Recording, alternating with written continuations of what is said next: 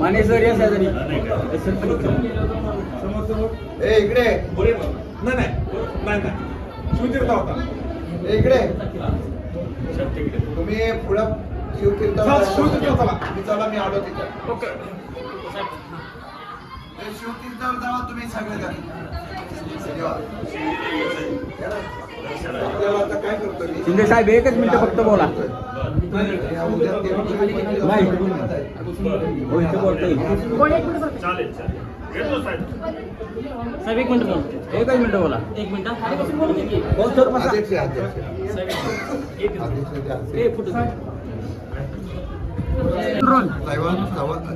स्वर्गवर्षी यशवंतराव चव्हाण व शरद पवार साहेबांच्या प्रेरित असलेल्या सातारा जिल्ह्यामध्ये साताऱ्याचा सुपुत्र म्हणून एका सामान्य कुटुंबातल्या कार्यकर्त्याला पवार साहेबांनी, जयंत पाटील, सुप्रियाताई आणि राज्याच्या माझ्या सर्व नेत्यांनी अध्यक्षपदाची मला धुरा दिली, जबाबदारी दिली आणि प्रथमतः अधिवेशन संपल्यानंतर चव्हाण साहेबांच्या स्मृतीला वंदन करण्यासाठी कराडला त्यांच्या समाधीस्थळावर जात असताना आज साताऱ्यामध्ये प्रवेश करण्यात आणि प्रवेश केल्यापासून ते अधिक पक्ष कार्यालयापर्यंत आता इथून शिवतीर्थ नंतर चव्हाण साहेबांच्या त्याला स्मारकापर्यंत जाणार आहे. पण कार्यकर्त्यांचा आणि लोकांमध्ये एक उत्साह निर्माण झालेला आहे. मध्यंतरीच्या काळामध्ये विधानसभेच्या निवडणुकीनंतर आणि पक्षफुटीनंतर जी थोडेसे कार्यकर्त्यांच्यामध्ये एक वेगळ्या प्रकारे नैराश्याची भावना होती ती परत एकदा ऊर्जित अवस्थेत आली. त्याचा प्रत्यंतर आज या ठिकाणी स्वागताच्या निमित्ताने पाहायला मिळतं.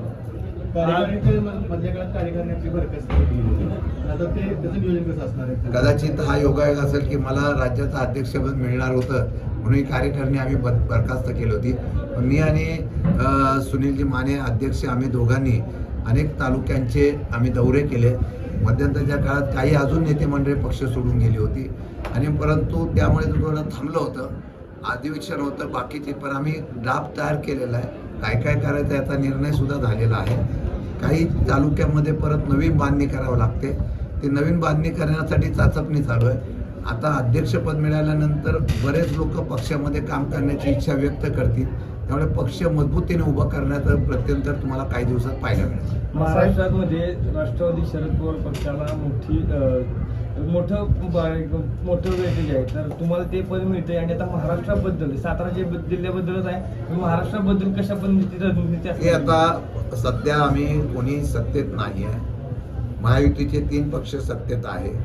सरकार ज्या पद्धतीने चालतंय ते आपण सगळेजण बघता आहात. आम्ही पहिल्या प्रथम मी आणि रोहितजी पवार आता सरचिटणीस झालेले आहेत. आम्ही दोघांनी आदरणीय जयंत पाटील साहेब असतील, सुप्रियाताई असतील, आदरणीय साहेब असतील यांच्या मार्गदर्शनाखाली 23, 24, 25 पूर्ण महाराष्ट्रातल्या फ्रंटलच्या बैठका आम्ही घेतलेल्या.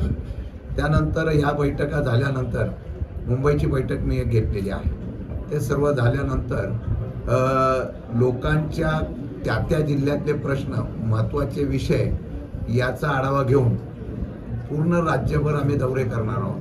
त्या राज्यामध्ये संपूर्णतः पक्ष संघटना बांधणे, नवीन जुन्याचा मिलाप करून पक्षतंत्रणा मजबूत करणे आणि प्राथमिक स्वरूपामध्ये कार्यकर्त्यांचं मनोबल वाढवण्यासाठी काही सिस्टीम आम्ही केलेल्या आहे. की एखाद्या कार्यकर्त्याची तक्रार असेल, राज्याची किंवा कुठल्या अडचणी असतील, तर त्याला ताकद देण्याच्या संदर्भातला एक प्रोग्राम आम्ही बसवतोय. तो जर झाला तर डायरेक्ट थेट कार्यकर्त्याची आणि नेत्यांशी संपर्क करण्याचा एक नवीन प्रयोजन आम्ही नियोजित केलेलं आहे. ते करण्यासाठी आम्हाला यश आहे. सातारा जिल्ह्यात 4 मंत्री आहेत, आज नवीन मोठं पद अजून एक साताऱ्यात आलंय, काय नक्की भावना आहेत? सातारा जिल्हा हा नेहमी महाराष्ट्राच्या राजकारणामध्ये केंद्रबिंदू ठरलेला आहे आणि महाराष्ट्रातला केंद्रबिंदू सातारा जिल्ह्यामध्ये 4 मंत्री 4 पक्षांनी दिलेले आहेत. आता अध्यक्षपद माझ्याकडे आलेलं आहे.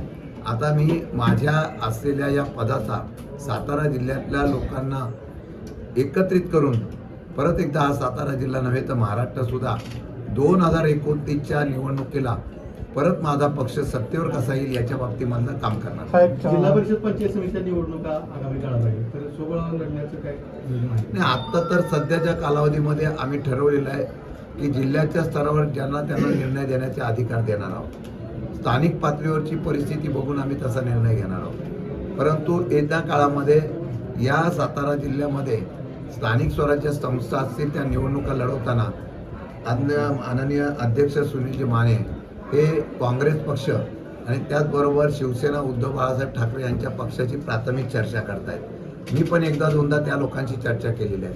त्यांच्यामध्ये सुद्धा काही बदल झालेले आहेत. ते बदल पदाधिकाऱ्यांच्या लक्षात घेऊन प्रथम ते चर्चा करतील.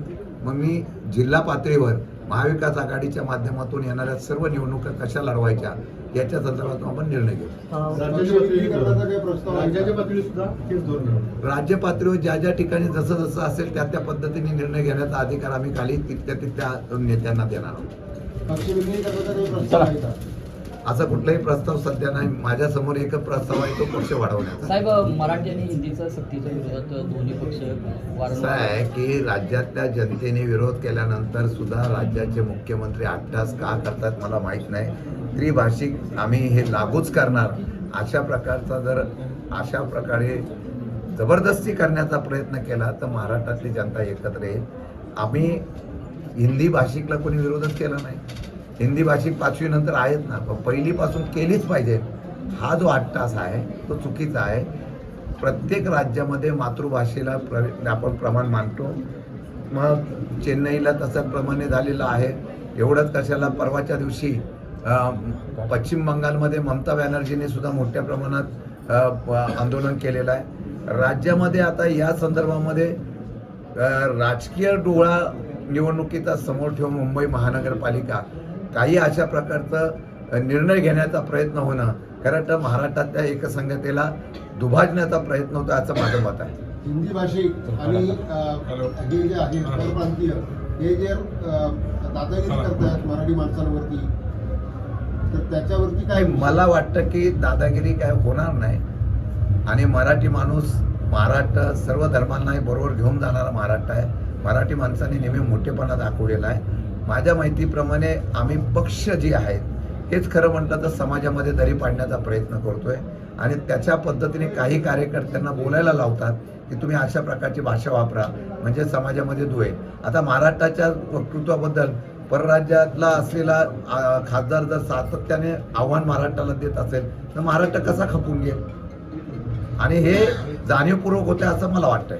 सातत्याने शहराची नावं बदलली जातात. आता इस्लामपूरचं पण ईश्वरपूर करण्याचं हे झालंय तर त्याला पहिलं नावं बदलण्याबद्दल आमचा विरोध नाही आहे, परंतु नावाच्या पेक्षा सामान्य माणसाचे प्रश्न सोडवणं गरजेचं आहे. परंतु सामान्य मानव, शेतकरी असेल, युवक असेल, सर्व समाजाची माणसं असतील, त्यांच्याकडे लक्ष देण्याऐवजी त्यांचं लक्ष दुसरीकडे कसं फिरवायचं असा प्रयत्न चालू आहे असं माझं म्हणणं आहे. सध्या लाडक्या बहिणीचे 80,000 अर्ज ते रद्द झाले आहेत.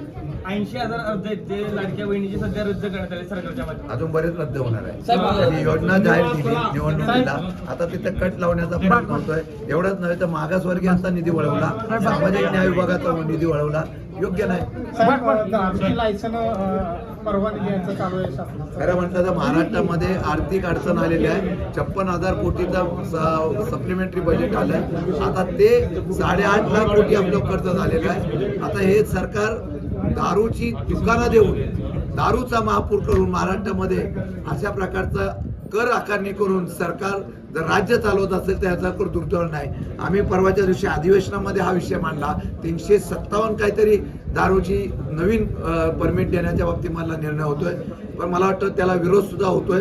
परवाच्या दिवशी आषाढी एकादशी झाली, पंढरीची वारी करणाऱ्यांना सुबुद्धी द्यावी एवढीच पांडुरंगाकडे माझी शेवटचा प्रश्न साहेब की आता पावसाळ्या अधिवेशनामध्ये विकासाचे शेतकऱ्यांच्या विषयी कोणते प्रश्न मांडले की नाही, फक्त भांडणच बघायला भेटले याबद्दल आपलं नाही. यावेळेला आम्ही शेतकऱ्यांचे प्रचंड प्रश्न मांडले. विशेषतः सातारा जिल्ह्यातल्या असो राज्यातल्या शेतकऱ्यांचा अवकाळी पाऊस झाल्यानंतर ओला दुष्काळ जाहीर करावा, पूर्ण कर्जमाफी माफ व्हावी, सरकारने दिलेल्या आश्वासनाची पूर्तता व्हावी, वेगवेगळ्या प्रकारच्या पिकाला जो काही त्या ठिकाणी भाव मिळत नाही त्याच्याबद्दल आणि विशेषतः विजेच्याबद्दल आम्ही आवाज उठवला, पण उत्तर शून्य आलेलं आहे.